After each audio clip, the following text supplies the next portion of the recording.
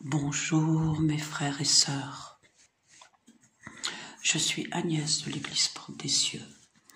Donc j'ai vécu la nouvelle naissance et j'ai été baptisée d'eau entre 90 et 91. Je suis issue d'une grande famille de plein de garçons et je suis la seule fille. Ma maman était enceinte de moi et dans mon ventre elle avait des jumelles. Et dans un message de maman lévitique, j'ai appris que le diable pouvait essayer de reprendre l'âme et que une vie pouvait être représentée. Et donc de ce fait, ma sœur, qui était ma jumelle, est morte dans le ventre de ma maman. Moi, j'ai survécu, mais je suis née un mois avant le terme, en pesant très très peu de kilos, un tout petit kilo quoi, tout doux, seulement un tout petit kilo. J'ai été mise dans une couveuse et pendant donc le dernier mois de la grossesse de ma maman, j'ai vécu avec ma sœur qui était morte à côté de moi. Franchement, je ne pensais pas que cela allait avoir une incidence, mais ce que j'ai compris grâce aux prêches de maman lévitique, c'est que le diable pouvait avoir une incidence et pouvait avoir représenté nos vies.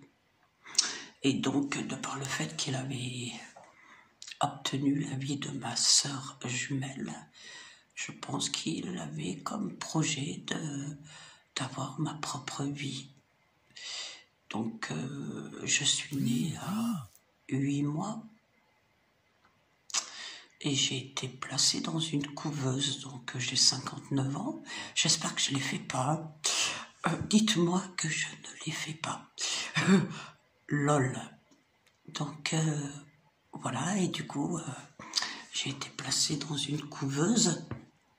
Et une couveuse, à la limite, est censée protéger des bactéries, protéger des différentes maladies. Sauf que le diable rôdait encore et rugissait encore. Et donc, dans cette couveuse, eh bien, j'ai pris des bactéries et des maladies. Le diable est menteur, je suis restée en vie et au bout de quelques mois, je suis rentrée à la maison. J'avais quelques mois. Toute ma vie a été parsemée de chemins comme ça, où le diable a essayé d'atteindre ma vie, de me limiter, de mettre des esprits de mort. Mon père, qui était un être quand même assez violent, a essayé de me faire payer humainement cette mort. Et donc, il est devenu incestueux. J'ai vécu ça très longtemps, ça a occasionné des douleurs, ça a occasionné un esprit de suicide.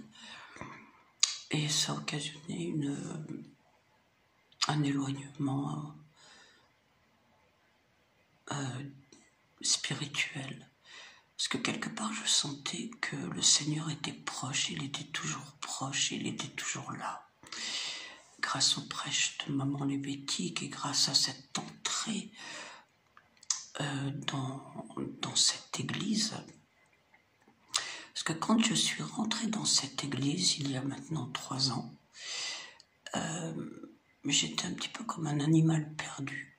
Oui, je dis bien un animal, hein. Je dis pas un humain, un animal. J'étais perdu, j'étais traqué, j'avais pas du tout confiance en moi.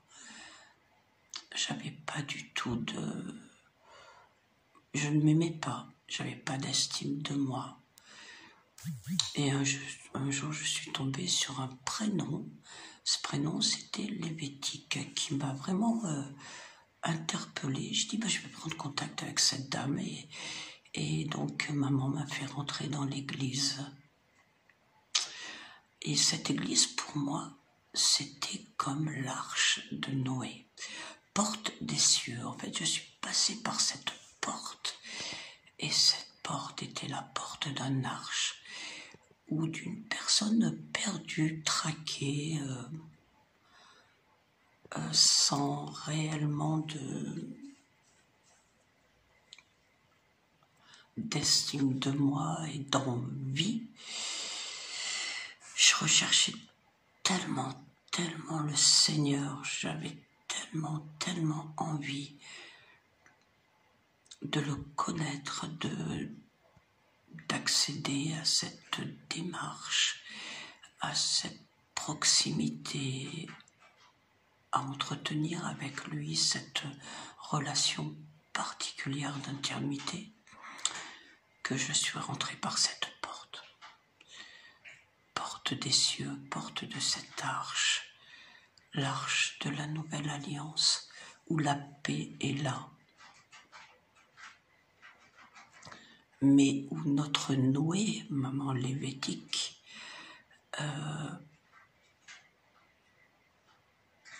porte une armure particulière. Elle porte cette armure de gens qui combattent, qui vont au combat. Je n'avais encore pas saisi cette connotation de combat, cette connotation de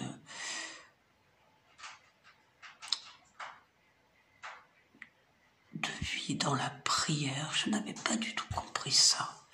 Et grâce à elle, j'ai entrevu une vie complètement différente de prière. Et petit à petit, j'ai repris confiance en moi. Cette vie dans le sein de ma mère met un esprit de mort. Et donc, je suis passé par des passages complètement difficiles. Et l'un d'eux, c'est l'homosexualité, où je pensais avoir vécu la liberté, vécu la sérénité, et pas du tout. C'était complètement du péché, un esprit de python, un esprit de serpent. Et le Seigneur m'a complètement libéré de ça. Je suis encore en contact avec des personnes comme ça qui récemment, Dieu est bon, me demandent de leur témoigner du Seigneur dans cette période difficile. Donc voilà, le Seigneur est bon et j'essaye que ces gens qui ont croisé ma vie dans ces périodes-là entendent parler du Seigneur. Je les ai invités à l'église. Pour le moment, ils ne veulent pas. Donc, eh bien, je vais retranscrire les messages de maman, je vais donner des messages, je vais parler du Seigneur pour que ces gens aussi s'aperçoivent qu'elles sont dans l'erreur. Je me suis mariée une première fois et je suis tombée sur quelqu'un qui ne travaillait pas et que je gênais parce que je reprenais la lecture de la Bible. Et que, voilà, donc cette personne, à un moment donné, a bloqué ma vie. Et je le dis vraiment, parce que, comme je le gênais, il me mettait en psychiatrie. Et j'ai donc perdu 5 ans de ma vie. Le Seigneur, là encore, a été là parce que, en fait, en psychiatrie, on a tellement des traitements lourds. Les traitements qui sont donnés sont tellement lourds, sont tellement abrutissants. On perd, souvent les traitements font qu'on n'y voit plus, que les mains tremblent, qu'on n'arrive plus à s'habiller, qu'on devient des gens sans conscience, des loques, on se lave plus, on s'habille plus. Et le Seigneur a été là à relever. Je n'ai gardé absolument aucune séquelle de tout ça. Donc je suis, voyant tous les miracles de ma vie pour me garder en vie, je me suis vraiment penchée sur l'idée de prédestination. Et le Seigneur, quand il prédestine quelqu'un, il fait toutes choses pour sa gloire et il garde en vie. Il enlève les pierres sur le chemin, il devance les pas. Je tiens à remercier Maman Lévétique qui a été là dans les moments de grande joie, mais aussi dans les moments de douleur, où elle m'a accompagnée grâce à son amour, grâce à sa confiance en moi, grâce à sa persévérance et grâce au fait qu'elle s'est menée à bien sa vie de famille, sa vie de boulot et sa vie de prêche. Et me voici après tellement de moments difficiles, encore debout dans mes racines, doutant encore de mon implication, bien sûr, parce que j'ai vraiment envie de continuer à comprendre cette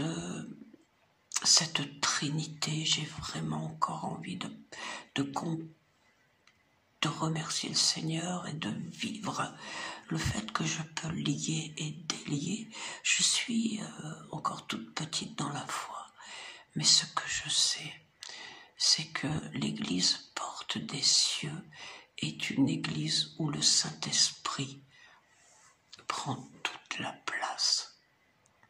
Je me souviens lorsque Papa Enrico et Maman Lévétique étaient en Afrique, je leur avais dit, par votre voix, les choses vont tomber. Par votre voix, les murailles de Jéricho, toute muraille et toute montagne de Jéricho vont tomber.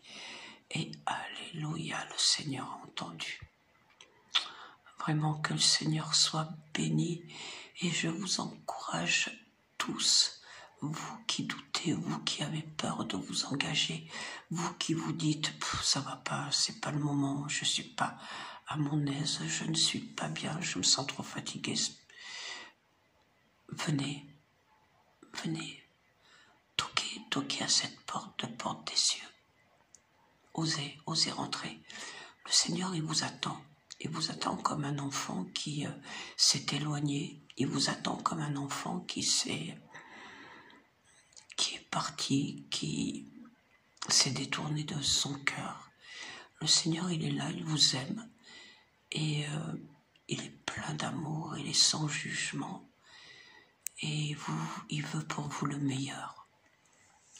Alors n'hésitez pas. Venez, vous trouverez une personne, Maman Lévétique, son mari, Papa Enrico. Maman Lévétique est une mère pour nous. Elle nous encourage, elle nous accompagne. Elle permet que nos yeux et nos oreilles spirituelles s'ouvrent.